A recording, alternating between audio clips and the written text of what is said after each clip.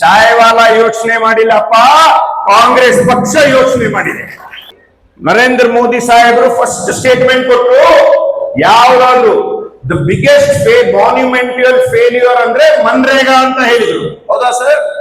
Monumental failure ಅಂತ ಅವ್ರು ಹೇಳಿದ್ರು. ಕೋವಿಡ್ ಬಂದಾಗ ಈ ದೇಶದ ಜನತೆ ಕಾಪಾಡಿದ್ದು ಮನ್ರೇಗಾಪ್ಪ. ನೀವು ಅರ್ಥ ಮಾಡ್ಕೋಬೇಕು. School style cancel. यहाँ लर्निंग मिलती है क्रिएटिव ट्विस्ट के साथ। Knowledge park the creative school. Creativity is our subject. ಕಾರ್ಯಕ್ರಮ ಏನಂದ್ರೆ, ನಮ್ಮ ಕಾಂಗ್ರೆಸ್ ಪಕ್ಷ ನಿಷ್ಠಾವಂತರು ಕೆಲಸ ಮಾಡೋ ಬಹಳಷ್ಟು ಜನ ಇದ್ದಾರೆ. ಅವರಿಗೆ ನಾವು ಸ್ವಲ್ಪ ಡೈರೆಕ್ಷನ್ ಕೊಡಬೇಕು. ಕೆಪಿಸಿಸಿ ವತಿಯಿಂದನೂ ಡೈರೆಕ್ಷನ್ ಕೊಡಬೇಕು, ನಮ್ಮ ವತಿಯಿಂದನೂ ಡೈರೆಕ್ಷನ್ ಕೊಡಬೇಕು. ನಾವು ಈ ಎಲೆಕ್ಷನ್ ಅಲ್ಲಿ ಸ್ವಲ್ಪ ಹೆಚ್ಚು ಕಮ್ಮಿ ಆಗಿದ್ದು ತಪ್ಪು ನಮ್ದು. ಫಸ್ಟ್ ನೀವೆಲ್ಲ ಬಹಳಷ್ಟು ಕೆಲಸ ಮಾಡಿದ್ದೀರಿ, ನೀವೆಲ್ಲ ಮಾಡಿದ್ರಿ, ಅದರಲ್ಲಿ ನಾವು ಯಾವಾಗ್ಲೂ ನಿಮ್ಗೆ ಧನ್ಯವಾದ ಹೇಳ್ತೀವಿ. ನಾವು ಲೈಫ್ ಲಾಂಗ್ ಮರೆಯಕ್ಕಾಗಲ್ಲ. ಆದರೆ ನಿಮ್ಗೆ ಇನ್ನೊಂದ್ ಸ್ವಲ್ಪ ನಾವು ಶಕ್ತಿ ಕೊಟ್ಟಿದ್ರೆ ಅದೇನ್ 10,000 ಲೀಡ್ ಅವ್ರಿಗೆ ಬಂತು, 20,000 ಲೀಡ್ ಕಾಂಗ್ರೆಸ್ ಅಭ್ಯರ್ಥಿಗೆ ಬರ್ತಿತ್ತು. ಅದಕ್ಕಾಗಿ ಯಾಕೆ ಸ್ವಲ್ಪ ಹೊರಗಡೆ ಇದ್ ಮಾಡೋದು ಎಲ್ಲ ಸ್ವಲ್ಪ ಟೆಕ್ನಿಕಲ್ ಪ್ರಾಬ್ಲಮ್ ಆಯ್ತು. ಅದಕ್ಕೋಸ್ಕರನೇ ಇವಾಗ್ಲಿಂದಾನೇ ನಮ್ದು ಏನೇನ್ ಆಗಿದೆ, ತಪ್ಪಾಗಿದೆ, ಏನ್ ಹೆಚ್ಚು ಕಮ್ಮಿ, ತಪ್ಪು ಅಂತ ಹೇಳಲ್ಲ, ಸ್ವಲ್ಪ ಹೆಚ್ಚು ಕಡಿಮೆ ಏನಾಗಿದೆ ಅದಕ್ಕೆ ಸರಿಪಡಿಸೋದಕ್ಕಾಗಿ ಈ ಟ್ರೈನಿಂಗ್ ಮಾಡ್ತಾ ಇದ್ದೀವಿ. ಈ ಟ್ರೈನಿಂಗ್ ಅಲ್ಲಿ ನೀವೆಲ್ಲ ಇದ್ದೀರಿ, ಇನ್ನೂ ಬಹಳಷ್ಟು ಜನ ಬರ್ಬೇಕಿತ್ತು, ಅವರು ಬಂದಿಲ್ಲ. ಇವಾಗ ನಾನು ಜಾಸ್ತಿ ಟೈಮ್ ತಗೊಳ್ಳೋದಿಲ್ಲ, ಡೈರೆಕ್ಟ್ ಪಾಯಿಂಟ್ ಬರ್ತೇನೆ. ನಮ್ ರಘು ಅವರು, ವಾಸುದೇವ್ ಮೂರ್ತಿ ಅವರು 3 ಅವರ್ ನಿಮ್ಗೆಲ್ಲ ಇವಾಗ ತರಬೇತಿ ಕೊಡ್ತಾರೆ. ಇದು ತಾವು ಸೀರಿಯಸ್ ಆಗಿ ತಗೊಂಡು ಮಾಡಲೇಬೇಕು. ಸೀರಿಯಸ್ ಆಗಿ ಬರೀ ಇಲ್ಲಿ ಅದು ಇನ್ನೊಂದೇನಂದ್ರೆ, ಇದು ಸಕ್ಸಸ್ ಇಲ್ಲಿ ಎಷ್ಟು ಜನ ಬರ್ತಾರಂತಲ್ಲ, ಪ್ರೋಗ್ರಾಮ್ ಯಶಸ್ವಿ ಯಾವಾಗ ಆಗುತ್ತೆ, ನಾವ್ ಏನಿಲ್ಲಿ ಕಲಿತೀವಿ ಅದು ಹೋಗ್ಬಿಟ್ಟು ಬೂತ್ ಲೆವೆಲ್ ಅಲ್ಲಿ ಇಂಪ್ಲಿಮೆಂಟ್ ಮಾಡಬೇಕು. ಅರ್ಥ ಆಯ್ತಾ? ನಾವು ಇಲ್ಲಿ ಏನ್ ಕಲಿತೀವಿ ಅದು ಹೋಗ್ಬಿಟ್ಟು ನಾವು ಬೂತ್ ಲೆವೆಲ್ ಅಲ್ಲಿ ಅದಕ್ಕೆ ಏನಂತಾರೆ ಪ್ರಾಕ್ಟೀಸ್ ಮಾಡಿದ್ರೆ ಮಾತ್ರ ನಾವು ಯಶಸ್ವಿ ಆಗುತ್ತೇವೆ. ಅದಕ್ಕೆ ಇದು ಯಾರು ಮಾಡ್ಬೇಕು? ನೀವು ಮಾಡ್ಬೇಕು. ನಿಮ್ಗಡೆ ಕೆಳಗಡೆ ಯಾರಿರ್ತಾರ ಅವ್ರು ಮಾಡ್ಬೇಕು. ಅದಕ್ಕಾಗಿ ದಯವಿಟ್ಟು ತಮ್ಮ ಫೋನ್ ಎಲ್ಲ ಸ್ವಲ್ಪ ಸೈಡ್ ಅಲ್ಲಿ ಇಟ್ಟು ಕಾನ್ಸಂಟ್ರೇಟ್ ಮಾಡಿ ಎಲ್ಲ ಅವ್ರು ಏನೇನ್ ಹೇಳ್ತಾರೆ ಪ್ರತಿಯೊಂದು ಪಾಯಿಂಟ್. ನಾನು ಅಷ್ಟೇ, ಇವಾಗ ಭಾಷಣ ಆದ್ಮೇಲೆ ನಾವು ಅಲ್ಲಿ ಕೆಳಗೆ ಹೋಗ್ಬಿಟ್ಟು ಕೂತ್ಕೊಳ್ತೇವೆ. ನಿಮ್ ಜೊತೆ ಕೂತ್ಕೊಂಡು ನಾನು ಒಂದು ಕಾರ್ಯಕರ್ತನಾಗಿ ಕೆಲಸ ಮಾಡೋದಕ್ಕೆ ತರಬೇತಿ ತಗೊಳ್ತಾ ಇದ್ದೇನೆ. नोबल पब्लिक स्कूल एल्म से ही दोनों जहां में कामयाबी है। Sky sunshine school step towards better future. Jaishankar colony, Shanti Niketan ground, Vishwa Kalyan. ಅರ್ಥ ಆಯ್ತಾ? ಇದು ಬಹಳ. ಆಮೇಲೆ ಇದು ಪ್ರೋಗ್ರಾಮ್ ಮೊನ್ನೆ ಪ್ರಿಯಾಂಕ್ ಅವರು ಸಿಕ್ಕಿದ್ರು, ಅವರು ಹೇಳಿದ್ರು, ನಾನು ಹೇಳಿದೆ ಈ ತರ ತರಬೇತಿ ನಾವು ಮಾಡ್ತಾ ಇದ್ದೀವಿ. ಅವ್ರು ಹೇಳಿದ್ರು, ನೀವು ಪಂಚಾಯತ್ ರಾಜ್ ಕಡೆಯಿಂದನೂ ಮನ್ರೇಗಾ ಬಗ್ಗೆ ಏನ್ ನಾವು ಇದು ಯಾರು ಮನ್ರೇಗಾ ಮಾಡಿದ್ಯಾರು? ಕಾಂಗ್ರೆಸ್ ಪಕ್ಷ. ಪಂಚಾಯತ್ ರಾಜ್ ವ್ಯವಸ್ಥೆ ಮಾಡಿದ್ಯಾರು? ರಾಜೀವ್ ಗಾಂಧಿ ಅವರು ಯಾರು?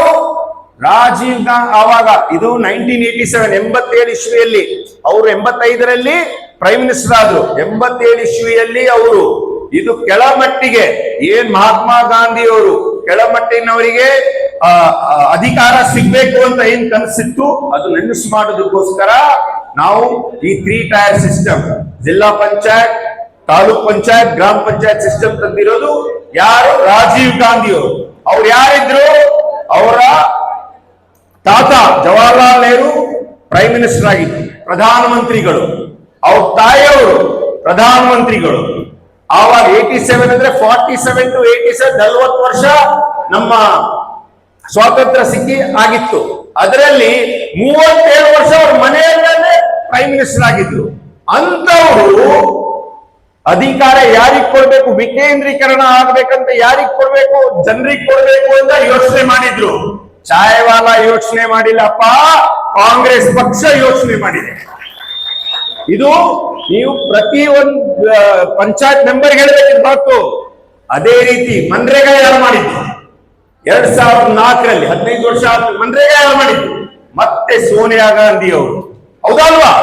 ಈ ಇವರು 2014ರಲ್ಲಿ ಫಸ್ಟ್ ಬಂದ್ರಲ್ಲ, ಫಸ್ಟ್ ಸ್ಟೇಟ್ಮೆಂಟ್ ಯಾರ್ದು?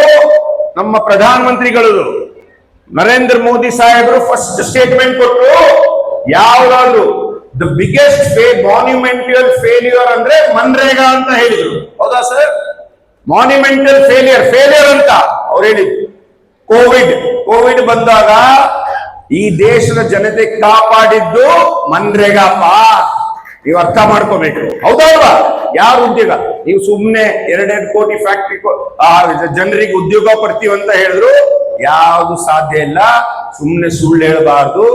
ಒಂದೇ ಒಂದು ರೀತಿ ಜನರಿಗೆ ನೀರಿನ ವ್ಯವಸ್ಥೆ, ಇರಿಗೇಷನ್ ಪ್ರಾಜೆಕ್ಟ್ಸ್ ಮಾಡಿ, ಇಲ್ದಿದ್ರೆ ಮನ್ರೇಗಾ ಅಂತ ಪ್ರೋಗ್ರಾಮ್ಗಳು ಮಾಡಬೇಕು, ಹೌದಲ್ವಾ?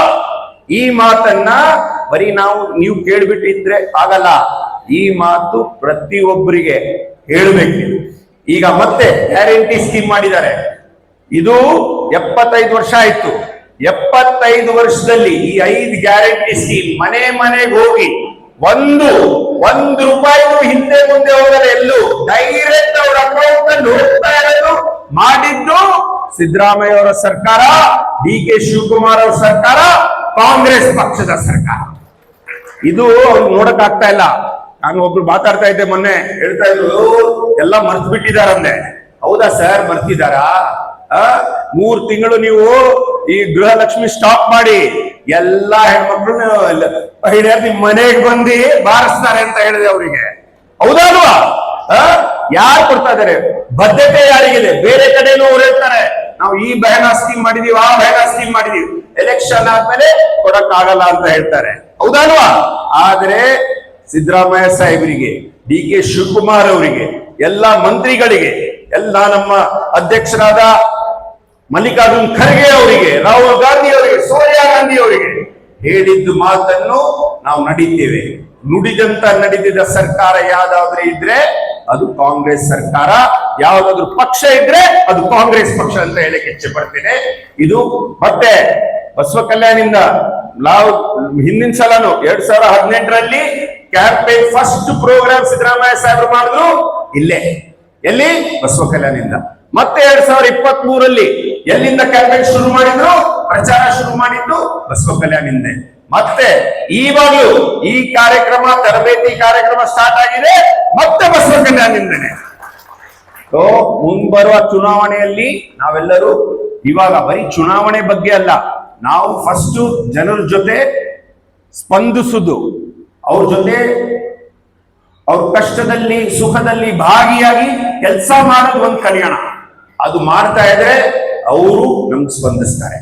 ಫಸ್ಟ್ ಯಾರು ಸ್ಪಂದಿಸ್ಬೇಕು? ಯಾರು ಸ್ಟೇಜ್ ಮೇಲಿದ್ದಾರೆ ಅವ್ರು ಮಾಡ್ಬೇಕು. ಅದಾದ್ಮೇಲೆ ಯಾರು ಮಾಡ್ಬೇಕು? ಇಲ್ಲಿ ಮುಂದೆ ಕೂತ್ಕೊಂಡಿದಾರಲ್ಲ ಅವ್ರು ಮಾಡ್ಬೇಕು. ಮತ್ತೆ ಒಂದ್ ಲೆವೆಲ್ ನೆಕ್ಸ್ಟ್, ಮತ್ತೆ ಲಾಸ್ಟ್ ಅವರು. ಪಾಪ ಎಲ್ಲರಿಗಿಂತ ಜಾಸ್ತಿ ಸ್ಪಂದಿಸೋರು ಲಾಸ್ಟ್ ಅಲ್ಲಿ ಕೂತ್ಕೊಳ್ತಾರೆ, ಹೌದಲ್ವಾ? ಅದಕ್ಕಾಗಿ ದಯವಿಟ್ಟು ನಾವು ಎಲ್ಲ ಮರ್ತು ಬಿಟ್ಟು 1-2 ವರ್ಷ ಕೆಲಸ ಮಾಡಿದ್ರೆ ಮತ್ತೆ 5 ವರ್ಷ ಸುಖವಾಗಿ ಇರಬಹುದು. ಇದು ತಲೆಯಲ್ಲಿ ಹಾಕೊಳ್ಳಿ. ಈ ಮಾತನ್ನು ಮತ್ತೆ ಮುಂಬರುವ ಚುನಾವಣೆ ಕಾಂಗ್ರೆಸ್ ಸರ್ಕಾರ ಬಂದ್ರೆ ಈ ತರ ಏನ್ ಗ್ಯಾರಂಟಿ ಸ್ಕೀಮ್ ಇನ್ನೂ ದೊಡ್ಡದು ಕೊಡೋಣ, ಇದೇನ್ ಮನ್ರೇಗಾ ಇನ್ನೊಂದು ಒಳ್ಳೆ ಪ್ರೋಗ್ರಾಮ್ ಮಾಡೋಣ ಅಂತ ಹೇಳುತ್ತಾ ತಾವೆಲ್ಲರೂ ಬಂದಿದ್ದೀರಿ ಇಲ್ಲಿ. ಮತ್ತೆ ನಮ್ಮ ಬ್ಲಾಕ್ ಸಮಿತಿ ಅಧ್ಯಕ್ಷರು ಮತ್ತೆ ನಮ್ಮೆಲ್ಲ ಲೀಡರ್ಗಳಿಗೆ ಇನ್ನೊಂದ್ಸಲ ಧನ್ಯವಾದ ಹೇಳುತ್ತಾ, ಮತ್ತೆ ನಮ್ಮ ರಘು ಅವರಿಗೆ, ವಾಸುದೇವ್ ಮೂರ್ತಿ ಅವರಿಗೆ ಧನ್ಯವಾದ ಹೇಳುತ್ತಾ 2 ಮಾತನ್ನು ಮುಗಿಸ್ತೇನೆ. ಜೈ ಹಿಂದ್, ಜೈ ಕರ್ನಾಟಕ.